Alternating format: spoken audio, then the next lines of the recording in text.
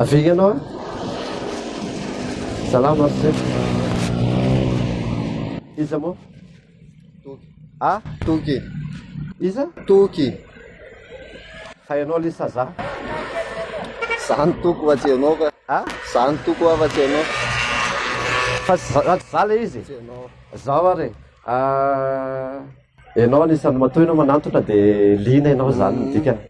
Ka izao allô sao dia mba afaka raisinao indray ary aloha ty azafady efa matoy ianao zany liana dia vonona ihany koa zany satria zara zavatra mahafinaritra ho an'ny olo tsika androany dia tony nataon'le namako izy moa zany tsy afaka fa mbola misy zavatra atao dia ianao zany no namako androany aloha zany remplaçant dia ampizara izy fifaliana ho an'ny olo tsika zakanao ve sao dia ataovy ambonimbony sao mba mahefahan'ny olona mahirana ambadimbadika any kokoa raha mety ataovy ambonimbony zao eny re tompoko lahy sy tompoko vavy sady mandehandeha tsika no eto zay mirahalahy miaraka aminareo amin'ny ty an'io ty raha ohatra nareo ka maheno anay dia manatona ty satria ndaoka anatona ty satria zara raha na fotoana tra zao ahafahanay mireo lahy ihany koa mizara fifaliana ho atsika rehetrarehetra any ambadibadika any izy zao no isan'ny ataoko hoe aloha tsika aloha eto indray no eto tsika aloha eto indray aloha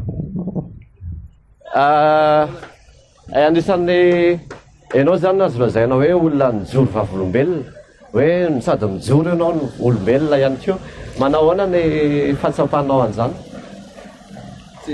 Za tsy vavolombelona. Tsy vavolombelona ianao fa mijoro ianao zao joro olombelona ianao zao olombelona mijoro manao ahoana ny fifalianao Faly mahafinaritra zany maha olombelona anao dia faly olombelona mijoro. makasitraka ary dia hoeto foana tsika fotoanantsika sy anao manao bokety dia eto foana amin'izay tsika izara zany hoe mafisoa mahafinaritra ho an'ny olona dia misaotra sahady tena faly be miaraka tamiko ianao androany dia izay tsika ok ary ok ary merci merci ianao ok ary